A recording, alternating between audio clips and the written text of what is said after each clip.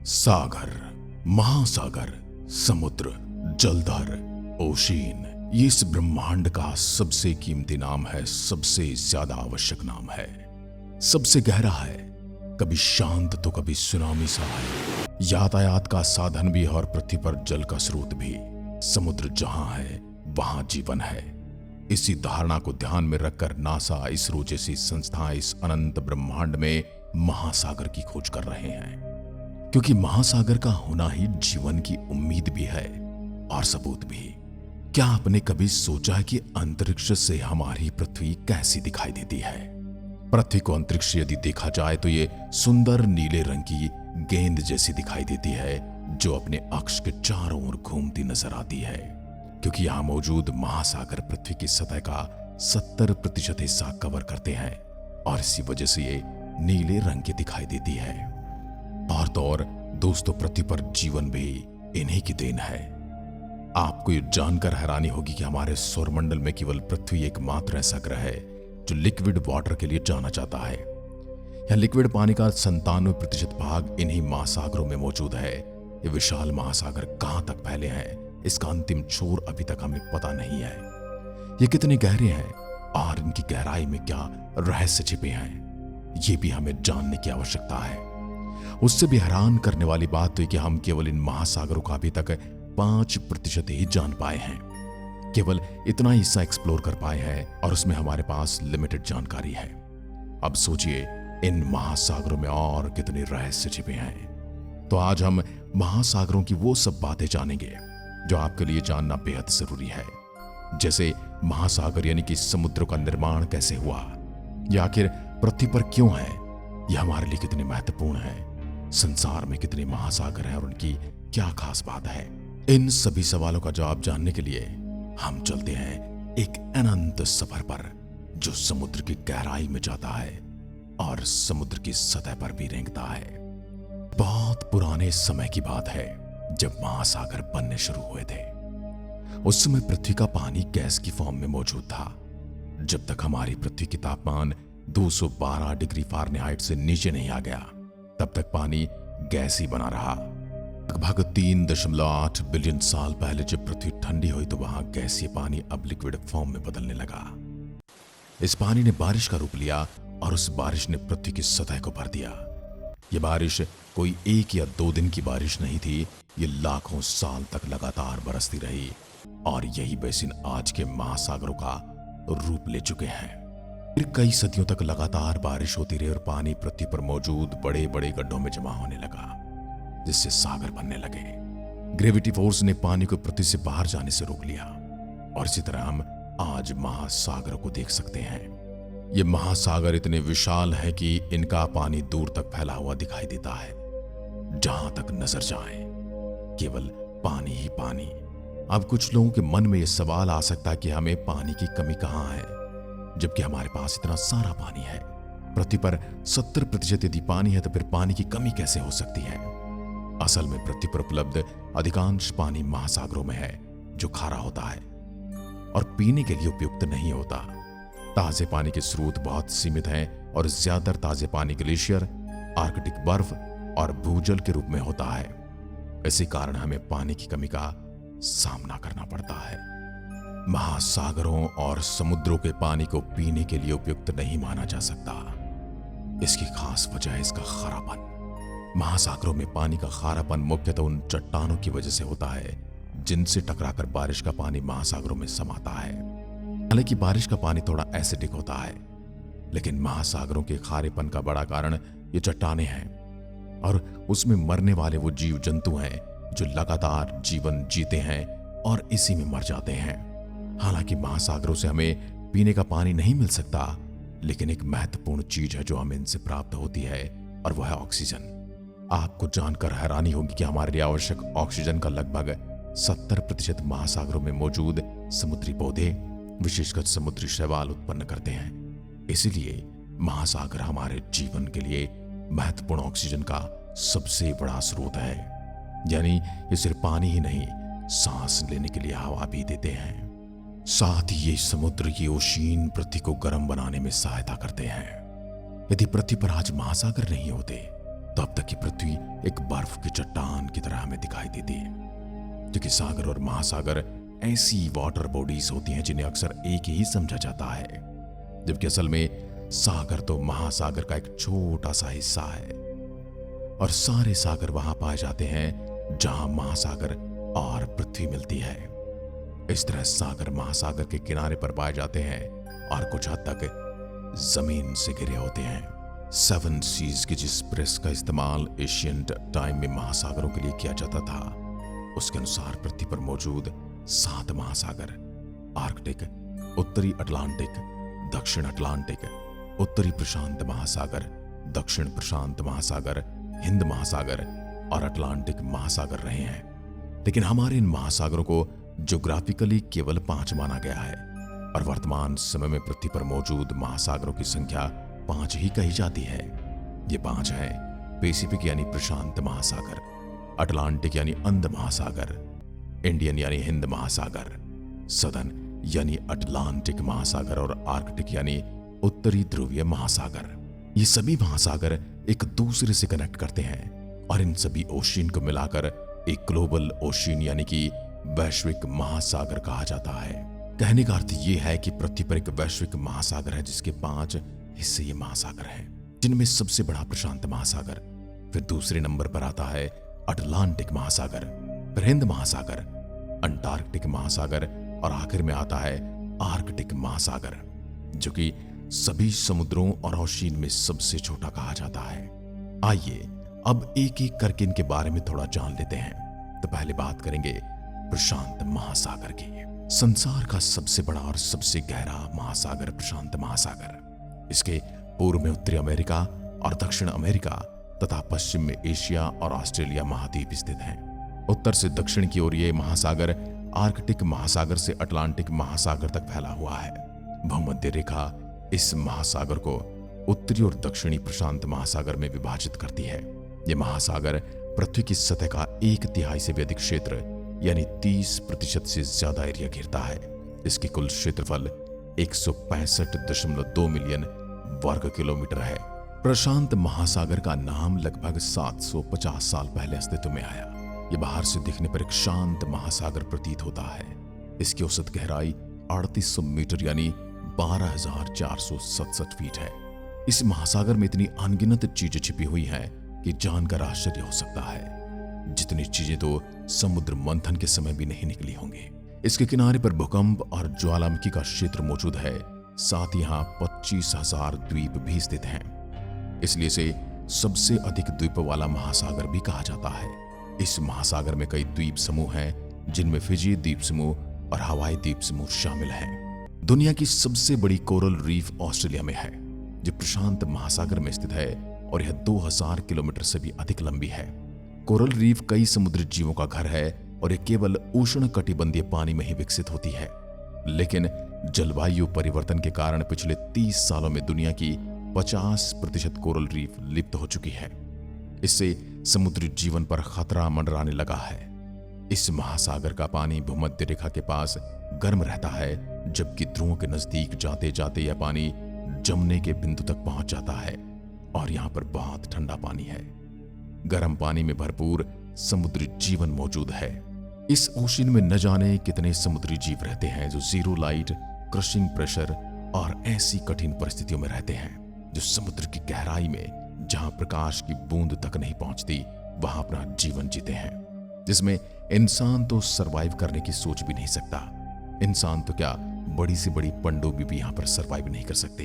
इन समुद्री जीवों में penguin, hammerhead shark, Pacific white sided dolphin, octopus, sea turtle, elephant seal, killer whale और dugong शामिल हैं। इसके अलावा यहाँ बायोलुमिनिसेंट जीव जैसे कि एंगलर फिश, वैम्पायर स्क्विड और ग्लोफिश भी पाए जाते हैं। अब बात करते हैं अटलांटिक महासागर की। यह ओशियन दुनिया का दूसरा सबसे बड़ा ओशियन है और पृथ्वी की 25% सतह पर फैला हुआ है। यह ओशियन जुरासिक पीरियड के दौरान बना था और इसका नाम ग्रीक देवता एटलस के नाम पर पड़ा। इसे लोगों में डर पैदा करने वाला कहा जाता है, क्योंकि पहले यहाँ कई दुर्घटनाएं हुई थी, जिससे इसे अंध महासागर भी कहा जाने लगा। यह ओशियन 106.5 मिलियन वर्ग किलोमीटर क्षेत्र में फैला हुआ है। भूमध्य रेखा इसे उत्तर अटलांटिक और दक्षिण अटलांटिक महासागर में बांटती है। इसमें 5 प्रमुख महाद्वीप शामिल हैं: एशिया, यूरोप, अफ्रीका, उत्तरी अमेरिका और दक्षिण अमेरिका। इसके साथ ही 133 देश और क्षेत्रों की सीमाएं इस महासागर से लगती हैं। यह ओशियन वेस्ट में नॉर्थ और साउथ में अमेरिका के बीच में मौजूद है और ईस्ट में यूरोप और अफ्रीका के बीच में है। अटलांटिक ओशियन पहला ऐसा ओशियन है जिसे एयरप्लेन और शिप से क्रॉस किया जा चुका है। इसकी एवरेज डेप्थ 3,339 मीटर है और इसका ग्रेटेस्ट डेप्थ मिल्वॉकी द्वीप है और यह 8,605 मीटर की गहराई पर मौजूद है। इस ओशियन में एक अंडर वाटर माउंटेन रेंज भी मौजूद है जिसे मिड अटलांटिक रिज भी कहा जाता है। दुनिया की दूसरी सबसे बड़ी बैरियर रीफ मेजो अमेरिकन रीफ भी इसी महासागर में मौजूद है। अटलांटिक महासागर में भी काफी सारे आइलैंड मौजूद हैं, जिसमें कुछ फेमस नामों में बहामास, कैनरी आइलैंड, अजोरेस और ग्रीनलैंड। ग्रीनलैंड इस पूरी पृथ्वी का सबसे बड़ा आइलैंड है। इस महासागर का पानी भूमध्य रेखा के पास जाते जाते 28 डिग्री सेल्सियस तक गर्म हो जाता है, जबकि पोलर क्षेत्र में इसका तापमान -2 डिग्री सेल्सियस तक पहुंच जाता है। इस महासागर में डॉल्फिन से लेकर सी टर्टल तक बहुत सारे समुद्री जीव पाए जाते हैं, जैसे humpback whale, sea lion, starfish, catfish, Atlantic ghost crab, penguin, grey Atlantic seal, great white shark, manta ray, narwhal, blue whale, sea horse और कई शार्क की प्रजातियां। इस महासागर की चौड़ाई सबसे अधिक ब्राजील और सिएरा लियोन के बीच है, जो 2,848 किलोमीटर है। इसमें अमेजन, मिसिसिपी, कांगो और नाइल जैसी बड़ी नदियां बहती हैं, इसलिए इसे थर्स्टी ओशियन भी कहा जाता है। साउथ अफ्रीका के तट पर अटलांटिक महासागर में समुद्र की सतह में हीरे पाए जाते हैं, जिसे बरमुडा ट्रायंगल में कई हवाई जहाज और जहाज मिस्टीरियसली गायब हो गए, वो भी इसी ओशियन में जगह है। साल 1912 में टाइटैनिक जहाज भी इसी समुद्र में समाया था। दुनिया में सबसे समृद्ध ओशियन अटलांटिक ही माना जाता है। इस ओशियन में नेचुरल गैस और तेल के भंडार का अकूत भंडार मौजूद है। हिंद महासागर, इस महासागर का नाम इंडिया के नाम पर इंडियन ओशियन रखा गया, जिसे पहले ईस्टर्न ओशियन या ईस्टर्न स्टार कहा जाता था। प्राचीन संस्कृत साहित्य में इस ओशियन को रत्नाकर कहा गया है, और ऐसा इसलिए कहा गया क्योंकि इस सागर में मौजूद हैं रेयर मिनरल्स मोसिनाइट, एल्मेनाइट और क्रोमाइट। ये महासागर 180 मिलियन साल पहले बनना शुरू हुआ था और 1500 के दशक में महासागर एक्सप्लोर हुआ। तब नाविक अफ्रीका और आसपास के रूट तलाश कर रहे थे। ये ओशियन अर्थ सरफेस पर मौजूद वाटर का 20% है और 70.56 मिलियन वर्ग किलोमीटर एरिया तक फैला हुआ है। ये ओशियन अफ्रीका और ऑस्ट्रेलिया के बीच में मौजूद है। जियोलॉजिकली इसे यंगेस्ट ओशियन भी कहा जाता है। इसका साइज यूएस के साइज के लगभग 5.5 गुना के बराबर है। ये ओशियन 18 एशियन देशों, 16 अफ्रीकन देशों और 57 आयरलैंड ग्रुप को कनेक्ट करता है। इस ओशियन के उत्तर में ईरान, पाकिस्तान, भारत और बांग्लादेश हैं। इसके पूर्व में मलय प्रायद्वीप, इंडोनेशिया का सुंडा आइलैंड्स और ऑस्ट्रेलिया है। दक्षिण में अंटार्कटिका है और पश्चिम में अफ्रीका और अरब प्रायद्वीप हैं। इस समुद्र की चौड़ाई सबसे ज्यादा वेस्टर्न ऑस्ट्रेलिया और अफ्रीका के पूर्वी तट के बीच में है, जो कि 1000 किलोमीटर है। हिंद महासागर में प्रमुख महासागरों के कुछ सीमांत सागर हैं। उत्तर में इंग्लैंड वेस्ट सी और फारस की खाड़ी है। नॉर्थ वेस्ट में अरब सागर, नॉर्थ ईस्ट में अंडमान सागर है। अदन और ओमान की बड़ी खाड़ी इस महासागर के नॉर्थ वेस्ट में है, तो बंगाल की खाड़ी नॉर्थ ईस्ट में मौजूद है। इस समुद्र के कई सारे अंडर वाटर वॉल्केनोज हैं, हालांकि ये अब एक्टिव नहीं है। भूमध्य रेखा के पास तटीय क्षेत्रों में इस समुद्र का तापमान 28 डिग्री सेल्सियस या उससे कहीं ज्यादा पहुंच जाता है। इसलिए बाकी महासागरों की तुलना में यह महासागर समुद्री जीवन के अनुकूल नहीं है, और इतना ज्यादा तापमान होने की वजह से ही यह समुद्र संसार का सबसे गर्म महासागर भी है। इसमें टर्टल, सील और सी काऊ जैसी खतरनाक स्पीसीज पाई जाती हैं। इस ओशियन में ऑक्सीजन की मात्रा सबसे कम पाई जाती है, और यह भी एक कारण है कि इस महासागर में जीवन बहुत कम पाया जाता है। हिंद महासागर की औसत गहराई 12,990 फीट है और इसका सबसे गहरा पौंध जावा ट्रेंच है जो कि 7,500 मीटर गहरा है। सिंधु नदी, गोदावरी, ब्रह्मपुत्र जैसी बड़ी नदियां इस महासागर में समा जाती हैं। इस महासागर के किनारे पर मौजूद कुछ तटीय शहर हैं जिसमें मुंबई, कोलंबो, सिंगापुर, डरबन, साथ ही मुंबई, चेन्नई, कोलकाता, कोलंबो, डरबन, जकार्ता और मेलबर्न जैसी ओशियन के प्रमुख बंदरगाहें हैं। उत्तरी हिंद महासागर ऑयल ट्रांसपोर्ट का सबसे महत्वपूर्ण रूट है क्योंकि यह एशिया को मिडिल ईस्ट की ऑयल रिच कंट्री से जोड़ता है। दुनिया की ऑयल सप्लाई का 40% इसी समुद्र की गहराई से मिलता है और तेल में दुनिया के समुद्री व्यापार का 80% से भी ज्यादा व्यापार इसी समुद्र के जरिए होता है। अन्य 4 महासागरों की तुलना में ये ओशियन जमीन से घिरा हुआ है क्योंकि इसके नॉर्थ में एशिया। हैरान करने वाली बात तो यह है कि हिंद महासागर हर साल 20 सेंटीमीटर तक चौड़ा होता जा रहा है, जिसकी वजह है नॉर्थ पोल और साउथ पोल की बर्फ का पिघलना, जो हमारे लिए एक खतरे का संकेत है। Antarctic ocean. ये ओशियन पृथ्वी के दक्षिण में मौजूद है, इसलिए इसे दक्षिणी महासागर, दक्षिण ध्रुवीय महासागर जैसे नामों से जाना जाता है। इस ओशियन को पहले महासागरों की गिनती से निकाल दिया गया था, लेकिन अब फिर से इसे लिस्ट में शामिल कर लिया गया है। साल 1953 में इस ओशियन को सागर और महासागरों की सीमा से हटा दिया गया था, जिसके बाद साल 2000 में एक बार फिर महासागरों में आकर मिल गया। इसका पानी अन्य महासागरों से अलग पाया गया था। ये एक ऐसा ओशियन भी है जो एक महाद्वीप को घेरता है और इसका नाम है अटलांटिका। ये दुनिया के 5 ओशियन में दूसरा सबसे छोटा ओशियन माना जाता है। ये पृथ्वी की सतह का केवल 6% हिस्सा ही कवर करता है। ये महासागर 20.33 मिलियन स्क्वायर किलोमीटर एरिया में फैला हुआ है और इस महासागर की औसत गहराई 4000 मीटर से 5000 मीटर के बीच है। यह ओशियन इतना बर्फीला और ठंडा है कि हर मौसम में यहाँ हिमखंड देखने को मिलता है। साथ ही यहाँ का तापमान -2 डिग्री सेल्सियस से 10 डिग्री सेल्सियस तक चला जाता है। यहाँ का मौसम हमारे गांव शहरों से काफी अलग है क्योंकि यहाँ गर्मियां अक्टूबर से फरवरी तक होती हैं और सर्दियां यहाँ मार्च से सितंबर के बीच। दुनिया की 90% बर्फ अंटार्कटिका में मौजूद है। पृथ्वी का सबसे ठंडा टेम्परेचर भी यहाँ होता है। वैसे इस ओशियन को अभी तक पूरी तरह से एक्सप्लोर नहीं किया गया है, लेकिन वैज्ञानिक कहते हैं कि इस ओशियन के सरफेस पर बहुत से मिनरल्स मौजूद हैं। इसमें ऑयल, गोल्ड, नेचुरल गैस और मैग्नीशियम शामिल है। हर साल यहाँ 50,000 से भी ज्यादा टूरिस्ट आते हैं और यहाँ कई नौका दौड़ भी आयोजित की जाती हैं। अंटार्कटिका ओशियन एक ठंडा समुद्र है। इसके बावजूद इसमें कई मरीन बर्ड्स और एनिमल्स रहते हैं। इसमें दुनिया के सबसे बड़े क्रिएचर भी देखने को मिले हैं। यहाँ कोई भी मानव जाति निवास नहीं कर सकती, लेकिन यहाँ 30 देशों के रिसर्च स्टेशन जरूर बनाए गए हैं, जिसमें 2 इंडिया के रिसर्च स्टेशन शामिल हैं। गर्मियों में इन रिसर्च स्टेशन पर 4000 साइंटिस्ट रहते हैं और सर्दियों में 1000। अंटार्कटिक महासागर ने अंटार्कटिका महाद्वीप को घेरा हुआ है, जिसकी वजह से अंटार्कटिका महाद्वीप पृथ्वी का सबसे ठंडा महाद्वीप है।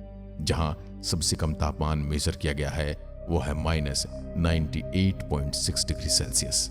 या न तो कभी बारिश होती है और न कभी बर्फ गिरती है, इसलिए कॉन्टिनेंट सबसे ड्राई कॉन्टिनेंट है। इसी ड्राइनेस की वजह से अंटार्कटिका को दुनिया का सबसे बड़ा डेजर्ट भी कहा जाता है। ये 5.5 मिलियन स्क्वायर माइल्स का एरिया कवर करता है। ये कॉलर डेजर्ट है और आपको ये जानकर हैरानी हो सकती है कि सहारा रेगिस्तान में इस महाद्वीप की तुलना में ज्यादा बारिश होती है। आखिर में बात करेंगे संसार के 5वें बड़े सागर, उत्तरी ध्रुव महासागर की। यह महासागर 5 महासागरों में सबसे छोटा और सबसे उथल पुथल है। यह उत्तरी ध्रुव के आसपास स्थित है और उत्तरी ध्रुव वास्तव में अंटार्कटिक महासागर के केंद्र में स्थित है। यह महासागर गोलाकार आकार में दिखाई देता है और इसका क्षेत्रफल 6.37 मिलियन वर्ग मील है। यह महासागर पृथ्वी की सतह के 3% से भी कम क्षेत्र को कवर करता है। इसका पानी बाकी 4 महासागरों की तुलना में कम खारा है। इस महासागर का निर्माण लगभग 40 मिलियन साल पहले हुआ था। 9वीं सदी से पहले बहुत ही कम लोगों ने इस क्षेत्र में कदम रखा था। इस महासागर की औसत गहराई 1038 मीटर है, जो इसे अंटार्कटिका महासागर से कम गहरा बनाती है। इसका सबसे गहरा बिंदु लिटके द्वीप है, जो 5450 मीटर की गहराई पर स्थित है। इस महासागर में गहरी खाइयां और कुछ रिज भी हैं, जिनमें सबसे बड़ा रिज लोमोनोसोव रिज है। कनाडा, संयुक्त राज्य अमेरिका, रूस, नॉर्वे, आइसलैंड और ग्रीनलैंड इस महासागर की सीमा पर स्थित हैं। अंटार्कटिक क्षेत्र की बर्फ में दुनिया के ताजा पानी का लगभग 10% है। यह विशाल सफेद जमी हुई बर्फ सूर्य की किरणों को परावर्तित करके इस क्षेत्र को ठंडा बनाए रखने में मदद करती है। यहाँ का तापमान -2 डिग्री सेल्सियस तक रहता है। सर्दियों में बर्फ की मोटी चादर पूरे महासागर को ढक लेती है, जबकि गर्मियों में भी अधिकांश हिस्से में बर्फ बनी रहती है। बर्फ बसंत और गर्मियों में पिघलती है और शरद ऋतु में सर्दियों में फिर से जमा होकर अपने पुराने रूप में आ जाती है। यहाँ सितंबर से मई तक सर्दियां रहती हैं। जब आर्कटिक महासागर की बर्फ पिघलती है तो यह पोषक तत्व और जीवों को पानी में छोड़ देती है, जो शैवाल के विकास को बढ़ावा देते हैं। इस महासागर में कई महत्वपूर्ण पोर्ट हैं, जैसे रूस में मुरमास्क, नॉर्वे में किर्कनस, ग्रीनलैंड में नू और कनाडा में चर्चिल। प्रशांत और अटलांटिक महासागरों के बीच जाने के लिए आइस ब्रेकर या न्यूक्लियर पावर्ड सबमरीन आर्कटिक महासागर के माध्यम से नॉर्थ वेस्ट पासेज का उपयोग कर सकती है। माना जाता है कि लगभग 25% अनडिस्कवर्ड पेट्रोलियम आर्कटिक महासागर में मौजूद है। यहाँ इनुइट, यूपिक, टेलिट और सामी जैसी जातियां भी निवास करती हैं। ये महासागर व्हेल, पोलर बियर और सील्स का घर है। यहाँ मछलियों की कई प्रजातियां पाई जाती हैं, जो दुनिया में कहीं और नहीं मिलती। यहाँ कई देशों के रिसर्च स्टेशन भी मौजूद हैं, जिनमें भारत का पहला परमानेंट रिसर्च स्टेशन हिमाद्री शामिल है।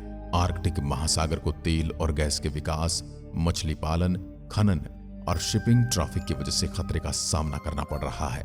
इसके अलावा इस महासागर के लिए सबसे बड़ा खतरा जलवायु परिवर्तन है। हालांकि ये महासागर कई बर्फ की चादरों से ढका हुआ है, लेकिन ग्लोबल वार्मिंग और प्रदूषण के कारण बर्फ की चादर आकार में कम हो रही है।